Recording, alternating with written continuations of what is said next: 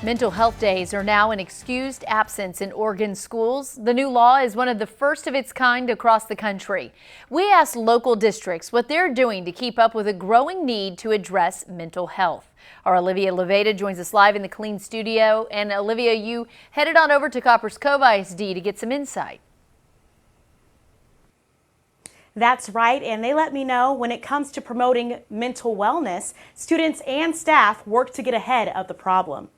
I've had family.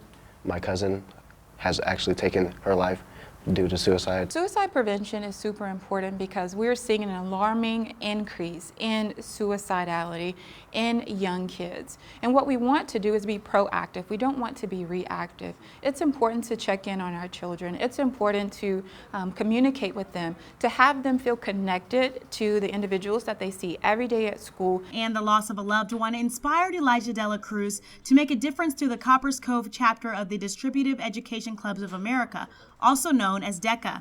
Suicide prevention, we're trying to go around the community and get the early signs of it, stop it before it gets to that point, and Start with Hello is one program that we're using to get to that point. We believe that with the Start with Hello project, a simple hello to anyone who feels isolated can just change their whole mind state and affect whether they carry out violent actions. I've actually tried that once, and I made a very good friend with it. Recently, the state of Oregon decided to take a new approach.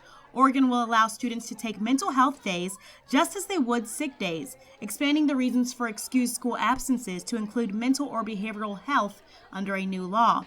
And although experts say the new law is one of the first of its kind across the nation, CCISD staff and students say they are also working on solutions. We are too in transition and in change to address better the mental health needs of each and every student. What we are currently putting in place is that school counselors are going to be able to work more closely with the kids in regards to mental health and wellness. We have academic advisors that are going to be working on the academic side of things to make sure that each and every student is matriculating through high school as they should. The students say the effort goes a long way. Our young people are our future of the countries, future of the nations, and without the young people, we don't have very much left. CCISD's House Creek Elementary was the first campus to incorporate Start with Hello program, which started as a call to action after the Sandy Hook Elementary School shooting. And now the group of students is working to introduce it to the rest of the district.